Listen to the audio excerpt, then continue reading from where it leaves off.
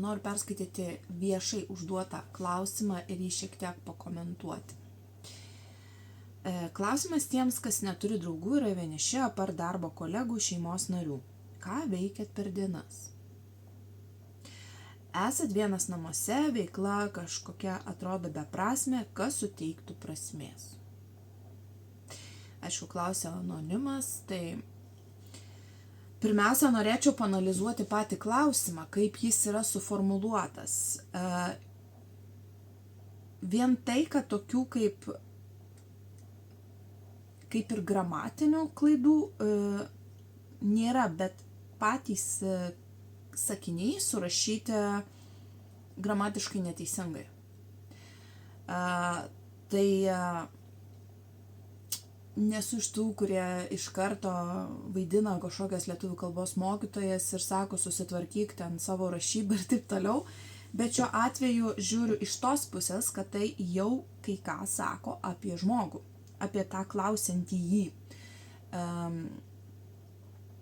kad jam nelabai rūpi, tikriausiai. Ne? Jeigu jam nerūpi čia, jam nerūpės labai kažkas ir kitur.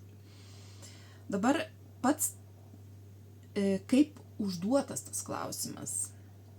Klausimas tiems, kas neturi draugų, yra vieniši, apart darbo kolegų ir šeimos narių. Tai dabar tavo darbo kolegos, šeimos nariai, nei kiek nėra tavo kažkokie draugai bendram interesų lauke. Ok, galbūt. Ką veikiat per dienas? Šičia aš matau prieštaravimą. Jeigu yra darbo kolegos, tai reiškia, tu turi darbą ir tu dirbi per dienas tikriausiai. Ar tu naktim dirbi? Jeigu tu naktim dirbtum, tu dieną miegotum. Ir klausimų čia nekiltų. Tai tu dirbi, bet per dienas neturi ką veikti. Per dienas net daugiskaita. Įdomi, reiškia, jų yra daug, ar ne? Ne viena kita. Esat vienas namuose, tai klausimas man, tu dirbi iš namų? Tai jeigu tu ir dirbi iš namų, akcentas yra tu dirbi. O kai tu dirbi, įėjęs į darbą mentaliai, tai realiai jokio skirtumo, kur tu sėdi ar ofise, ar namuose, ar kaviniai, nes tavo galva ir dėmesys yra užimta darbu. Tu ten sprendi kažkokias tai situacijas, užduotis ir vienišumo klausimas, jis nelabai egzistuoja šiuo atveju, ar ne? Esat vienas namuose, veikla kažkokia atrodo beprasmė. Kažkoks toks irgi atmestinas, netgi neatmestinas, o toks, kaip tas žodis, pretenzingas išsireiškimas atrodo.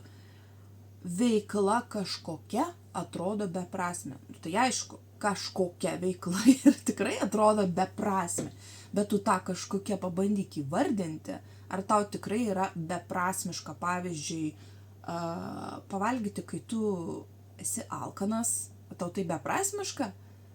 Ką? Kai tu eini pailsėti, kai tu esi pavargęs, tarkim fiziškai, tau tai beprasmiška, bet tu tai darai, nes tau tai suteikia prasmę. Ar ne? Tai tas kažkokia atrodo beprasmė. Oi, aš čia esu princas arba princesė ir dabar mane linksminkite. Kažkaip taip man skamba, neskaniai realiai. Kas suteiktų prasmės? Kas suteiktų prasmės? Čia yra maždaug suteikit man prasmę. Va tai va. Suteikit man prasmę. O tai kodėl tu pats negali savo suteikti prasmės? Man kyla toks klausimas. Ir grįžkime į klausimo pradžią. Žmogus jaučiasi vienišas. Tai žmogus su pretenzijom. Ir taip netiesiogiai reikalaujantis kitų, kad suteiktų jam prasmę gyvenimo kažkokią. Tai, ir tas viešas paklausimas, tai irgi vienas iš tokių prašymų, tikėjimusi, kad prasmę suteiksiu aš. Dabar jūs man suteikit prasmę kažkokį, įvardinkit man prasmę. Nu tai ar paprastai toks žmogus kaip draugas, jo kompanija pageidautina normalioje aplinkoje, kuris įvardinsiu vienu paprastu žodžiu, tikriausiai yra auka. Tikriausiai, greičiausiai yra auka. Ar tu norėtum turėti tokį draugą? Tu gal jau turi tokį draugą ir galėtum įvardinti kaip faina būti tokioje kompanijoje, ne? Nuolatos. Aišku, tas auka būna, kad iš tikrųjų žmonėms kažkas nepasiseka, mes visi turim kažkokių problemų, problemėlių, situacijų, užduotėlių, kur ir pakrentam gyvenime ir reikia, kad ir peties, ir ašarą kas nuvalytų. Aš ne apie tai kalbu. Aš kalbu apie atsakomybę už savo šiuo atveju kasdienybę. Dabar iš kitos pusės paprastai, ką veikiat per dienas? Alio, nėra ką veikt? Ta prasme, realiai nėra ką veikt, tu sėdi tarp griuvėsių, kažkur tais niekieno nėra aplinkui jokia veikla nevyksta, nei sportai, nei savanorystės, nei interneto neturi tikriausiai.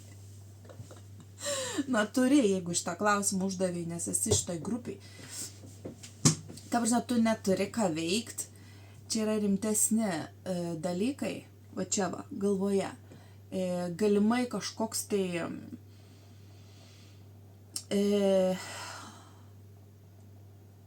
aplinka, manau, kad čia pilnametis asmuo uždavė šitą klausimą, aplinka, kurioje tas asmuo augo, per daug jo rūpinosi, per daug tiek, kad net atėmė savarankiškumą. Savarankiškai mąstyti. Nebūtinai daryti. Aš nesakau, turbūt žmogus viliuosi, kad moka išsikepti kiaušinį ir atsiprašant užpakalį pats nusivalyti.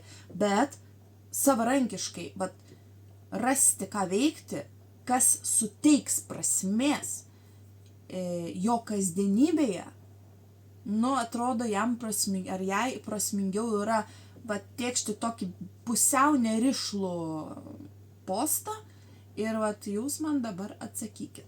Noriu trumpai pažiūrėti, kokie komentarai po šitų postų. Nu va, pirmas. Ne pirma draugai, tada atsiranda veikla, o pirma ieškokite veiklos, tada atsiras ir draugai. Teisingai. Pirmiausia, tu turi eiti, pradėti veikti. Ką veikti? Tu klausi, ką veikti. Manęs dažnai klausia per konsultacijas, o ką man veikti? Aš nežinau, nuo ko man pradėti, ką man daryti. Come on, tu jau šio žemėje pagyvenai kažkiek metų, ar ne?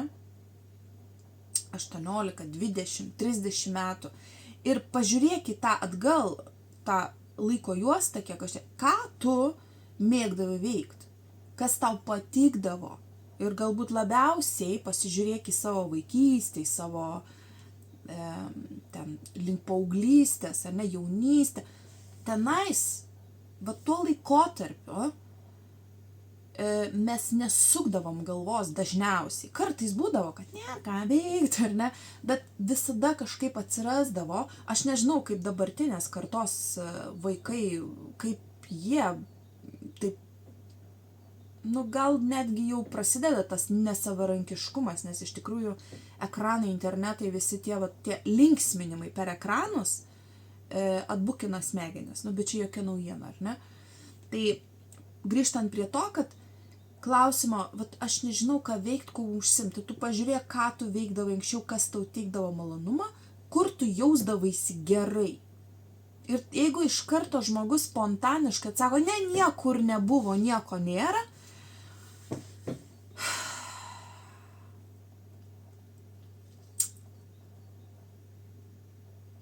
netiesa.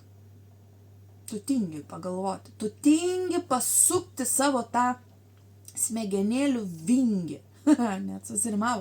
Tu tingi pasukti savo smegenėlių vingį.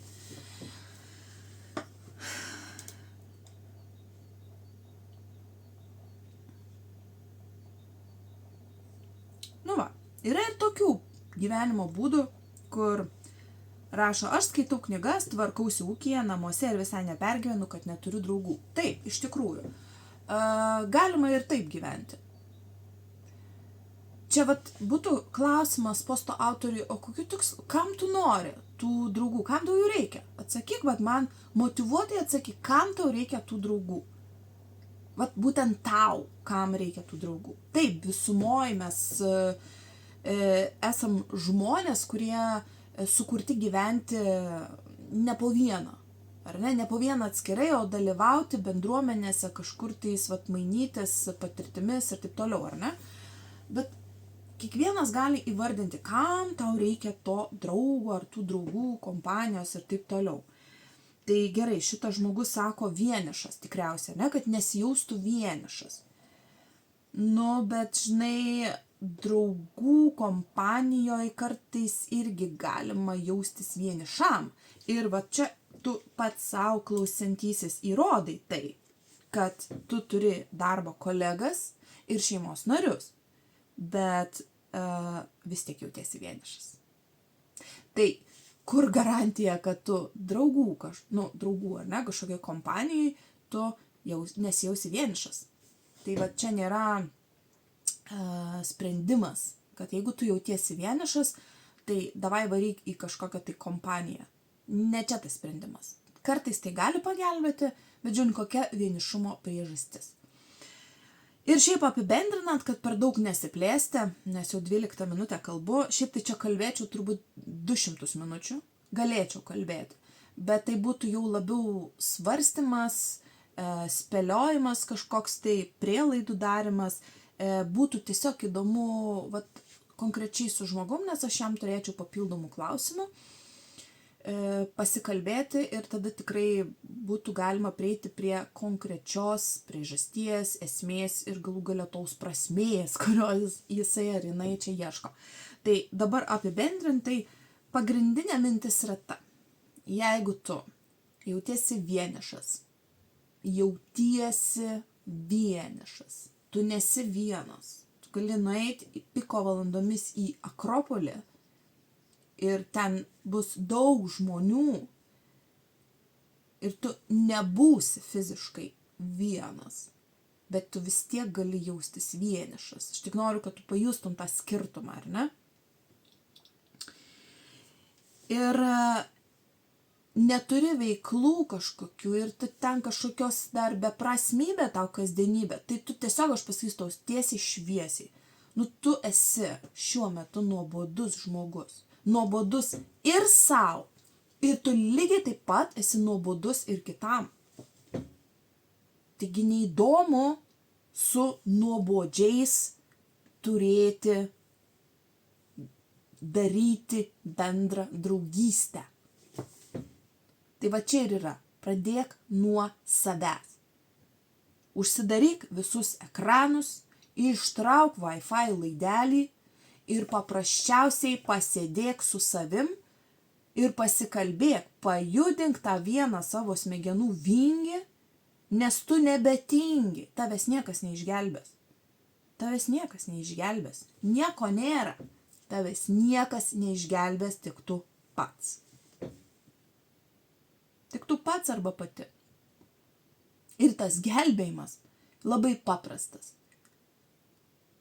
Tu pats ar pati turi atsakyti į tą klausimą, ką tu mėgsti daryti ir pradėti daryti, nedelsiant. Kas tai bebūtų? Kas tau teikia malonumą? O va nuo tų dalykų, nuo šitų veiksmų, kokie yra tavo pomėgiai įsivardinus? Laikui bėgant, tu atrasi ir draugus, pažįstamus ir jus jungs šitie bendri interesai. Ir kai yra tarp žmonių kažkoks bendrumas, tai vienišumui vietos nebelieka. That's it. Bet tai yra svarbus dalykas. Daryti pačiam, pačiai. O nesėdėti ir laukti, ir tikėtis ir pretenzijas reikšti, kad kažkas kitas tau atneš tavo gyvenimo prasmę. What the fuck? Mes kiekvienas nešam savo gyvenimo prasmę. Jeigu tu ją pametei, tu ją ir susirandi, nes tu ją pametei. Jeigu tau kažkas atėmė iš jos, tu eini ir atsiemi, vėlgi susirandi, susikuri iš naujo. Bet kas, tiesiog, kaip sakau, nenoriu daugiau spėlioti, bet esmė tame, kad kol tu esi nuobodus, tu niekam esi neįdomus. Tai tiek.